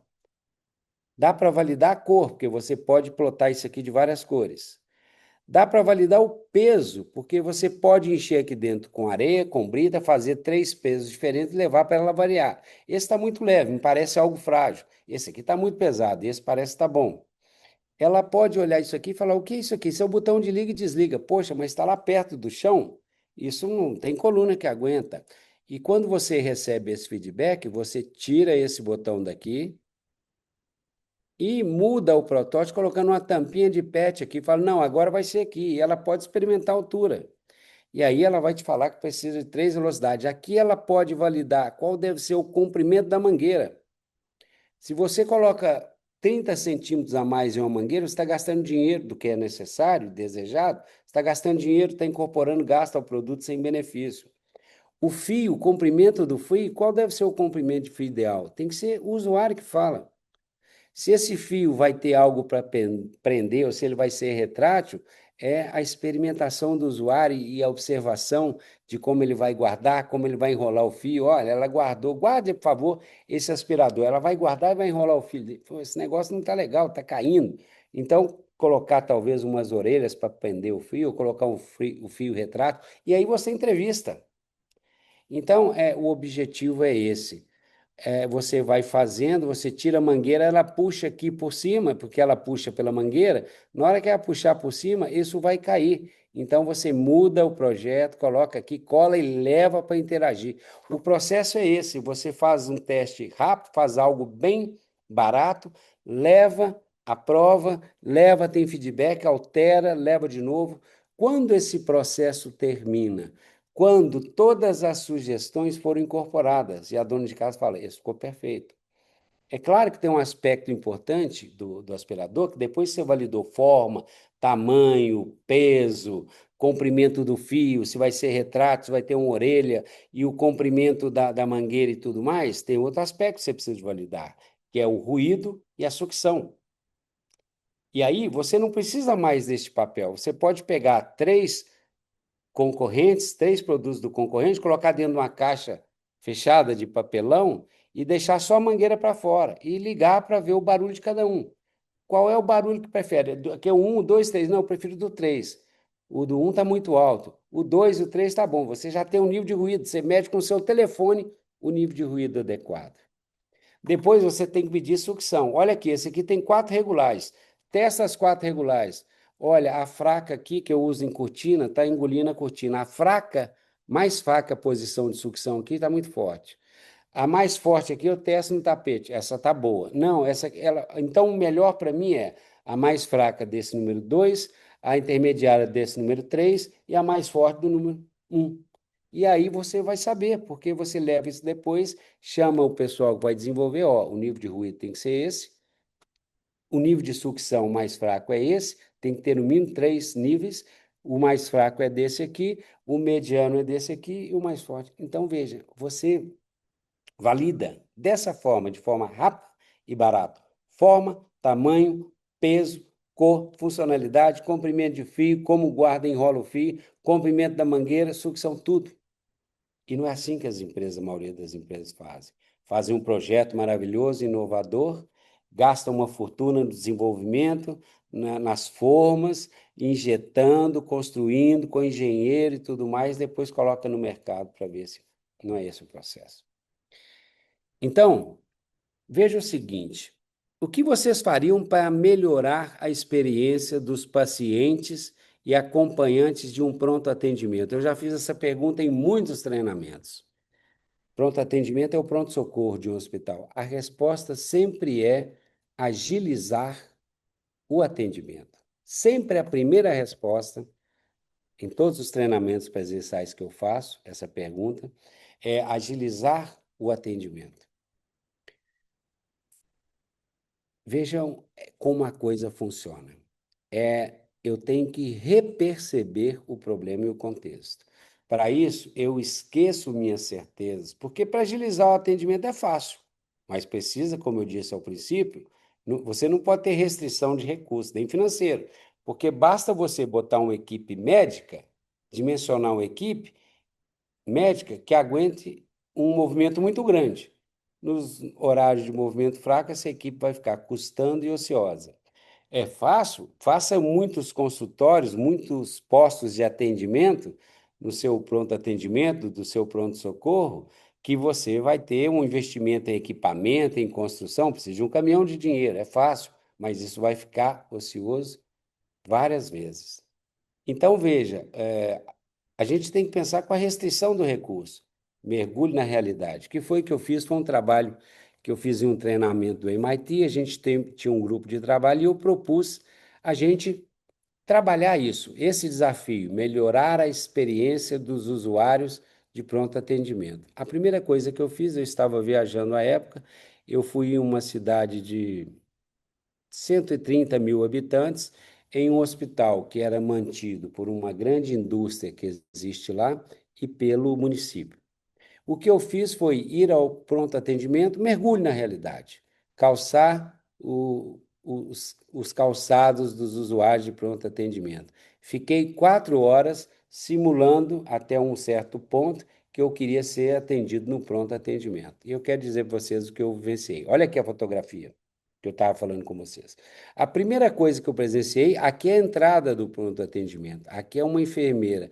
O que essa enfermeira está fazendo aqui é a triagem. é um constrangimento, porque as pessoas estão aguardando aqui e você tem que falar aqui o que é que você está sentindo. Olha aqui, a porta está aqui, você senta aqui, ela tem aqui o aparelho de medir a pressão e ela fica te entrevistando na frente de todo mundo. Quer dizer, veja a experiência, aquilo que eu vejo, triagem na frente de todos. O que é que eu sinto? Constrangimento. Passei por isso. Depois tem um processo de ir até o guichê, fazer o seu cadastro, passar seu plano de saúde, tudo. E aí, eu tive o cuidado aqui de não identificar a pessoa, mas você está vendo a expressão aqui é quando ela estava com uma expressão simpática, porque ficava o tempo todo no telefone, as pessoas aguardando e muitos com problemas, com dores, com doenças, com tudo, e um mau humor muito grande. Então, falta de empatia por alguém que está precisando de um atendimento e um mau humor péssimo. Eu vi aqui a classificação de risco. Quando a enfermeira te entrevista, ela te dá uma pulseira. Dependendo da pulseira, tem um atendimento. Esse cartaz aqui. Se você recebe uma pulseira vermelha, o atendimento é imediato, que é uma emergência. Se você recebe laranja, significa que é muito urgente, em até 10 minutos ser atendido. Se for só urgente, você recebe uma pulseira amarela, é até 1 hora. Se você tiver um problema que é pouco urgente, até 2 horas. Se for não urgente, até 4 horas. Se você estiver com a pulseira azul, você saiba que vai esperar até 4 horas. Eu achei isso um desrespeito muito grande. Não, eu achei um absurdo o hospital colocar essa tabela aí. Aqui a gente percebe o seguinte, aqui existe um tédio muito grande na espera, não tem essa moça aqui está na porta, ela está conseguindo usar o telefone, mas lá dentro já não tem Wi-Fi e a internet não pega. Então, um tédio muito grande, esse senhor aqui estava inclusive tossindo, aqui atrás tem uma senhora com a criança, que ela estava sentada ao lado dele, e ele tossindo muito, essa senhora saiu daqui incomodada e veio sentar aqui. Eu perguntei para ela, por que que só mudou de lugar? Ela falou, tem um senhor tossindo ali, eu estou com uma criança pequena, estou com medo, um sentimento de risco de contaminação. Então, olha como você vai identificar na jornada. Depois eu tirei foto e vi que muitas pessoas tinham que aguardar aqui, um desconforto muito grande. Aqui dentro, um tédio enorme. Uma outra coisa, aqui também, novamente, tédio, as pessoas não têm o que fazer. Olha o semblante, olha aqui como as pessoas estão. Aqui aconteceu um problema que eu observei. Uma ansiedade muito grande de quem estava aguardando. Essa senhora e esses dois aqui estavam discutindo com. Aqui é onde tem uma roleta que você entra para o pronto atendimento. Você aguarda, quando chega com a pulseirinha à sua vez, você entra aqui para ser atendido no pronto-socorro. Aqui houve uma discussão muito grande dessas pessoas com esse rapaz. Eu fui conversar com ele depois que a coisa acalmou, passado 1 hora, 1 hora e meia, fiquei 4 horas só lá. E aí eu falei, poxa, as pessoas estão nervosas aqui hoje. Ele falou, não, não, hoje está até tranquilo. Isso é muito comum. Eu falei, mas por que estava esse bate-boca aí? Ele falou, o que acontece é o seguinte, às vezes chega uma criança passando mal, ou um idoso, ou um pai ou a mãe, e nunca vem só um acompanhante. E aqui tem uma informação que só pode entrar um acompanhante. Vem a tia, a madrinha, criança, vem pai, mãe, no caso de um idoso, vem mais de um filho, o irmão. Ou seja, chega um grupo de pessoas, e dependendo do caso, do problema, todos muito ansiosos. Agora, aqui só pode entrar um acompanhante. E essas pessoas ficam querendo saber notícias, ficam querendo entrar para saber notícias. E a gente não permite. Então, existe um problema muito grande que é a falta de informação. Quem está aguardando aqui não sabe o que está acontecendo. Aliás, não tem informação nem das etapas de quanto tempo de espera. Aí eu mapeei a jornada. A triagem na entrada, constrangimento, desrespeito, é dor. O atendimento, irritação com mau humor, não fala informação. Você faz o cadastro e manda você sentar. Não fala sentar para esperar o quê, não fala qual é a próxima etapa, não fala quanto tempo. Dor. Veja o quadro, eu vejo o quadro lá do tempo de espera, aquela classificação da pulseira. Indignação, sentimento de desrespeito. A senhora se afasta, medo, falta de segurança. A espera longa sem Wi-Fi, tédio, irritação por falta de informação. A discussão lá na entrada do pronto-socorro, lá, medo do que está acontecendo, irritação por falta de informações, é dor. Dúvidas sobre a competência. Ah, uma senhora me falou que é o seguinte, eu perguntei para ela assim, poxa, mas a gente tem que esperar muito aqui, é um absurdo. Ela falou assim, olha, esperar até que não é um problema. Esperar não é o problema. O problema é que a gente não tem o que fazer e muitas vezes é atendido por um médico que a gente desconfia da competência. Eu conversei com mais duas pessoas sobre o tempo de espera, nenhum deles se manifestou como isso sendo uma coisa inadequada. Esse é um hospital mais popular. Essas pessoas talvez estejam acostumadas com o INPS a esperar para consultas, para tratamentos. Então, você esperar 2, 3 horas, 4 para ser atendido, para elas não é um problema. Sempre quando eu pergunto para as pessoas como melhorar, a primeira resposta nos treinamentos é diminuir o tempo de espera. Então, veja, aqui só tem dor, só tem dor. E aí a gente monta, então, o perfil do usuário. O que as pessoas não gostam? De falta de informações, de uma espera que é entediante, de sentir que estão em risco por pessoas que estão ali doentes, num grau de contaminação, a exposição lá na triagem, na frente de todos, e não gostam de médicos inexperientes. O que é que eles gostam?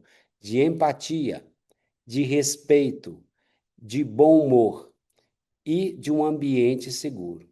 Então, com 4 horinhas, a gente já tem aqui um mapa para a gente poder trabalhar. E aí, depois desse mergulho, eu cheguei à conclusão de que a principal necessidade era um atendimento humanizado e empático.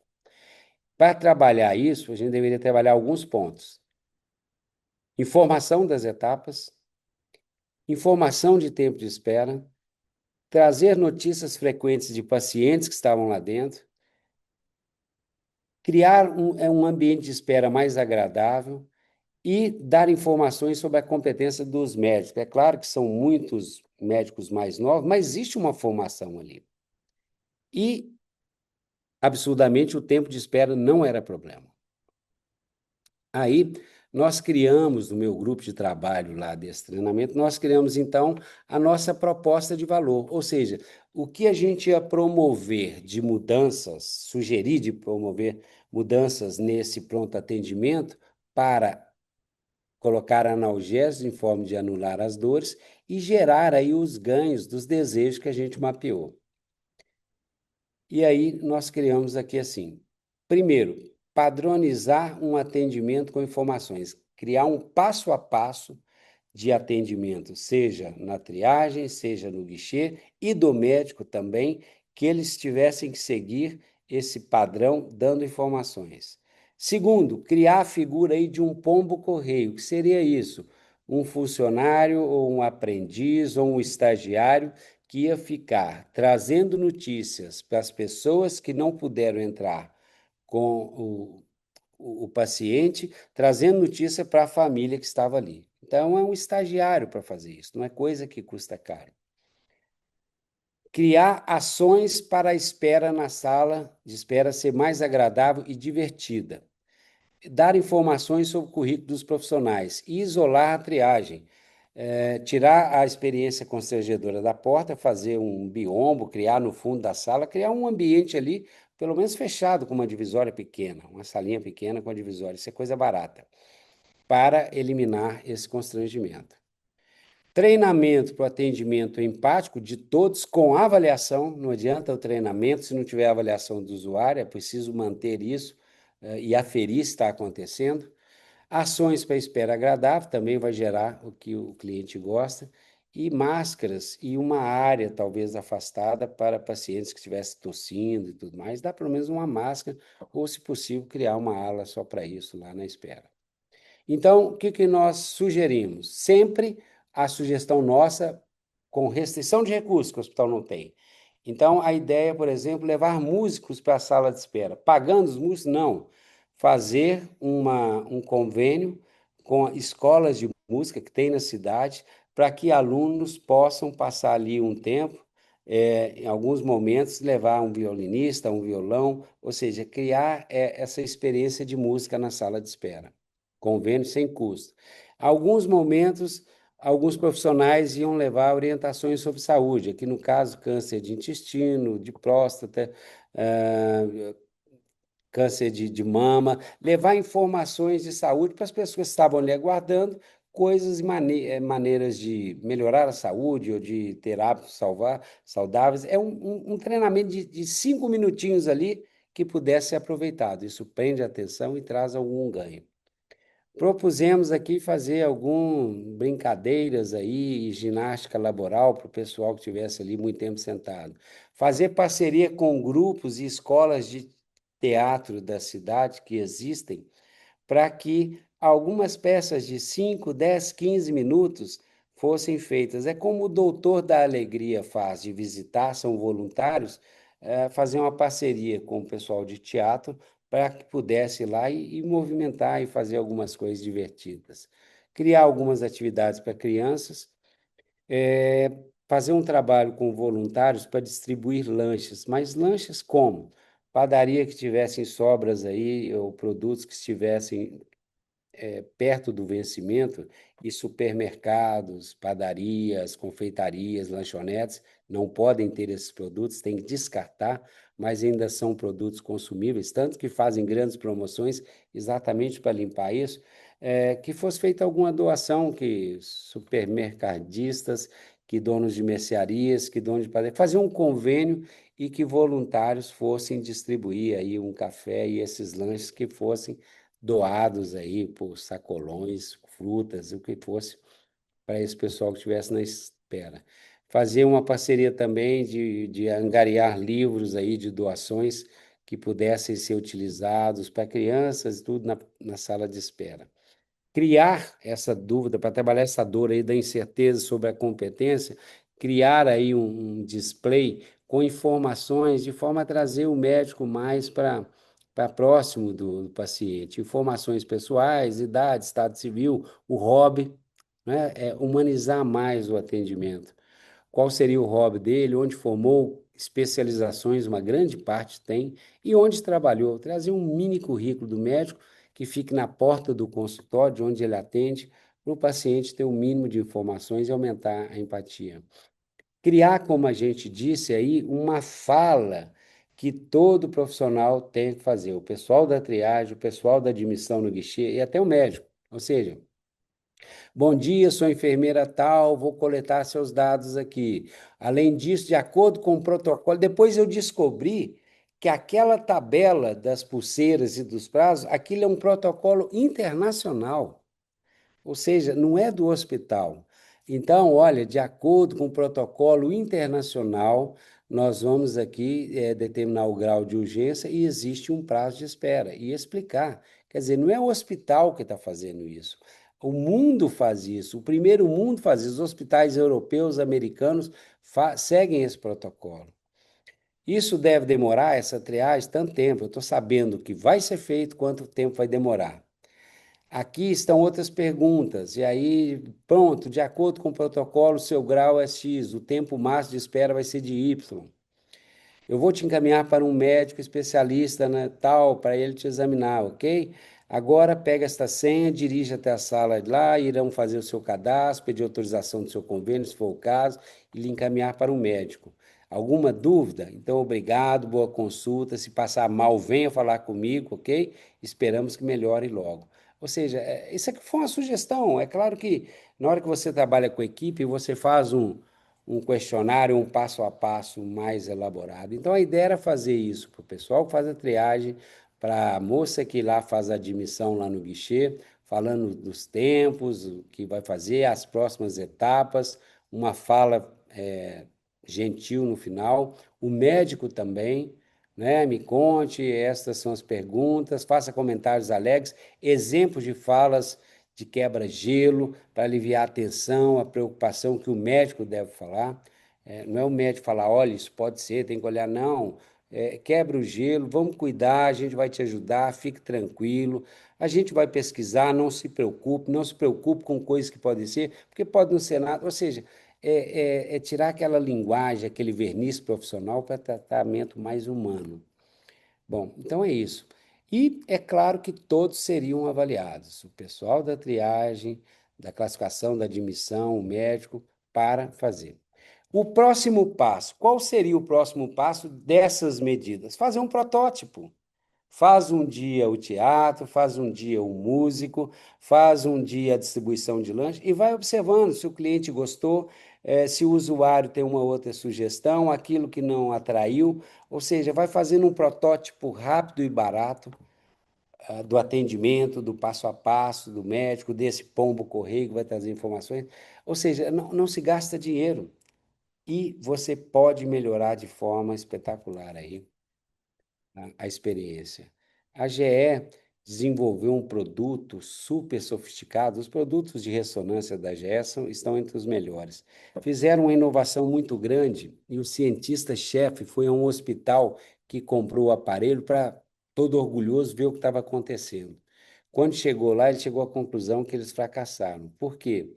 Ele viu uma criança com os pais, uma criança em prantos, os pais apavorados, uma criança quando... Alguém quando vai fazer uma ressonância é porque já fez uma radiografia, uma tomografia e precisa se investigar mais, não é uma coisa simples, né? Então, ele identificou que a criança estava tão, muitas vezes, doente e apavorada que 80% das crianças tinham que ser sedadas. E a sedação tem risco. Você, quando vai... Eu já tive que autorizar um filho a fazer ressonância, criança, bebê, e eu assinei um termo do risco que estava correndo. Então, isso é um caso muito grave. E aí ele percebeu que não tinham sido bem-sucedidos, que isso não era um processo centrado no ser humano. Na nossa tecnologia, no que queremos fazer com ela, não estava atendendo todas as necessidades. E aí voltou e desenvolveram uma solução super barata e simples, que é o GE Adventure Series. O que é isso? Simplesmente plotar os equipamentos e criar uma experiência para as crianças. Coloca um chapéu de pirata, recebe uma espada e um briefing. Olha, você vai entrar no navio do pirata, tem que ficar bem quietinho, vai ouvir os barulhos, que são os canhões, fica prestando atenção em tudo, não se mexa lá, vai vendo o que vai acontecer e depois você nos conta. E aí criaram vários temas aí, para meninas. Ou seja, a ideia é essa. O que aconteceu? Reduziu a sedação de 80% para 10% e sempre a expectativa ou a resposta do exame desse é de novo. Quero ir de novo, né? Então, esse é um processo que considera o usuário, os pais, a criança no centro do processo. Não é a tecnologia maravilhosa que vai dar um relato para o médico que ele pode fazer todo o diagnóstico. Não, a experiência do usuário conta demais. Aqui um exemplo muito legal que o Hermes Pardini fez em São Paulo para vacinação de crianças. Olha aqui. Vai tirar a agulha aqui. De tirar a agulha? Tem uma agulhinha. Tem, mas é pequenininha. A mãe tá aqui pra te ajudar. Eu não quero. Porque eu já tenho 5 anos. É só você usar o Eu tenho medo.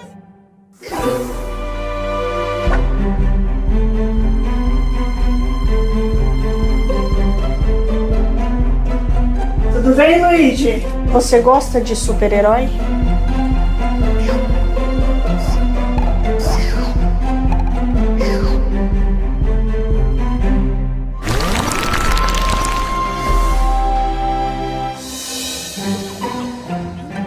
Oi! Você voltou! Você voltou! Nossa, eu não posso acreditar! Ó, primeiro o pólen de gelo. É bem rapidinho. Vem cá, peraí. Pronto. Agora o fruto de fogo. Mas ó, vamos lá. Bem rapidinho. Peraí. Deixa eu pegar aqui. Vai, escudinho. Vai, escudinho. Funciona, funciona, funciona. Obrigada, obrigada. Caramba, filho. O que você acha disso? Legal. É a primeira vez que eu vejo, em 15 anos da minha atuação profissional com vacinas, que a realidade virtual pode transferir a dor em entretenimento. Ele chorou em todas que ele tomou desde que ele nasceu. E dessa vez não. Até achei que ele ia dar um showzinho aqui hoje.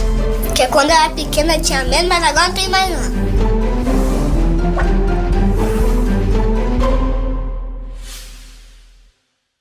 Isso é o processo centrado no ser humano, isso é empatia, né? Então, pessoal, já finalizando, é a mudança da perspectiva. Não é o que nós queremos fazer, é o que eles precisam de experiência, né? É a construção de negócios e soluções centradas nos clientes, nas crianças aí no caso. Quais serviços precisam e como podemos ajudar? Quais são os seus desejos? Como podemos permitir que alcancem? Como preferem ser atendidos? Como nos encaixar melhor nas necessidades? É o encaixe. Para isso, eu preciso identificar as necessidades no mergulho. Que relação esperam ter conosco e quais valores estão realmente dispostos a pagar? Esse é o processo de uma inovação, uma jornada da inovação vencedora.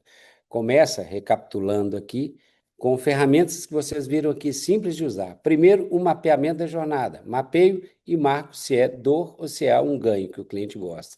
Feito isso, eu tiro as informações das carinhas ruins, de dor, coloco desse lado e as outras de alegria aqui. Próxima etapa. Uma vez que eu identifiquei os pontos de dor e o desejo, eu vou elaborar a solução. Aí eu utilizo esse canvas aqui, esse quadro, para fazer aqui, gerar os analgésicos e os geradores de ganho, os atributos do produto e serviço, ou seja, fazer o famoso encaixe. Vou implementar? Não. Eu preciso de pegar essa proposta, fazer um protótipo dela, ou mais de um protótipo, e levar para os diversos usuários. Os usuários vai levando, vai interagindo, vai melhorando o protótipo, até que eles dizem, está perfeito. Aí eu posso lançar a inovação, o produto, inaugurar a padaria, o passador de slide, o sapato, o chapéu, aí que a gente faz o processo.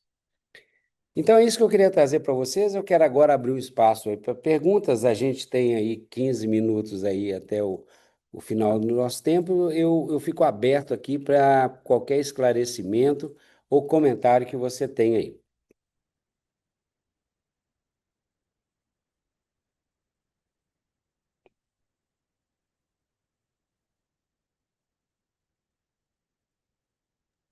Tem uma coisa no chat aí, Ellison. Pessoal, só agradecendo mesmo, professor. Hum? E antes da gente estar finalizando, antes da gente estar se despedindo aqui, eu quero convidar o pessoal para estar abrindo a câmera, professor, para a gente ver a carinha da turma que está aí, que a gente sabe que está participando, que sabe que está aí, mas sempre fica escondidinho aí atrás das câmeras. Aí, além do Gilmar, tem a CC Intel, que depois coloca o nome aqui para a gente saber, por gentileza, a gente renomear. A Cássia, quem mais pode estar abrindo a câmera aí para estar participando conosco? A Maria E ao Reis. mesmo tempo, se quiserem fazer uma pergunta, o espaço está aberto. É isso.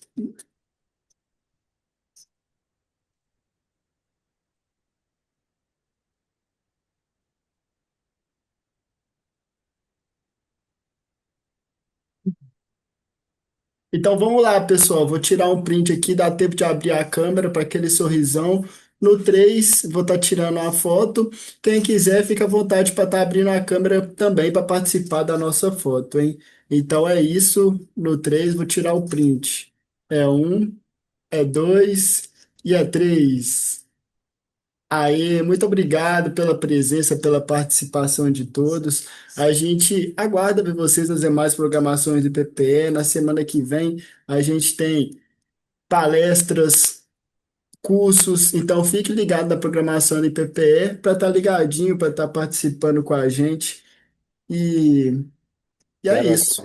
aproveitar, Eros, para agradecer os patrocinadores, a Prefeitura, o Fundo Municipal do Idoso, os demais agentes aí que financiam esse projeto. Quero agradecer mais uma vez o IPPE.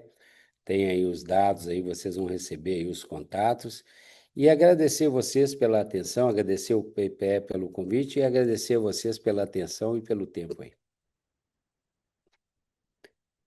É isso. Obrigado, gratidão, professor, pelos ensinamentos. A turma, na sexta-feira, a gente aqui junto, aprendendo. Muito obrigado. A gente conta com vocês nas demais programações. Um forte abraço e até a próxima. Bom descanso. Tchau, tchau, turma. Obrigado, um abraço a todos aí. Boa noite. Vou encerrar aqui. Tchau, tchau. Tchau.